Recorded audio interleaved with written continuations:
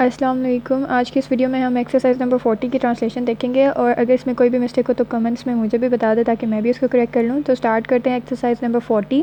صحت کے لیے 3 چیزیں ضروری ہیں. 3 things are necessary for health.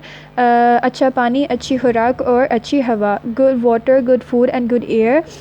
ورزش کے بغیر صحت اچھی نہیں رہتی. Health is not good without exercise. ورزش ہر عمر میں اور ہر آدمی کے لیے ضروری ہے. Exercise important for every age and every man. جو طالب علم تمام دن ایک ہی جگہ بیٹھ کر پڑھتا ہے اور اس کی صحت پر برا اثر پڑتا ہے. The health of the student who reads at one place is affected badly.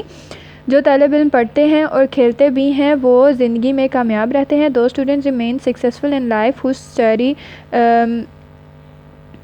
and plays as well. تمام دن کھیلنے یا تمام دن پڑھنے والے کم ترقی کرتے ہیں. Those who plays all the day or study all the day make less progress. Exercise number 41 ہے. زندگی گزارنا عجیب انسانی تجربہ ہے. It's a strange human experience to live life.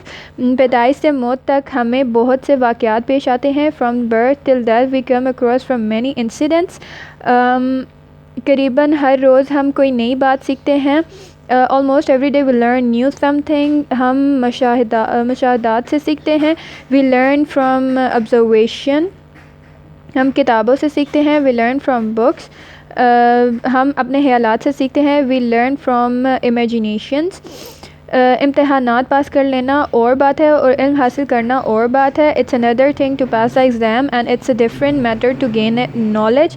میں علم حاصل کرنے کو امتحان پاس کرنے پر ترجیح دیتا ہوں. I prefer acquiring of knowledge in passing the examination. انسان اپنی ساری زندگی طالب علم ہی رہتا ہے اور اسے ساری زندگی علم حاصل کرتے رہنا چاہیے.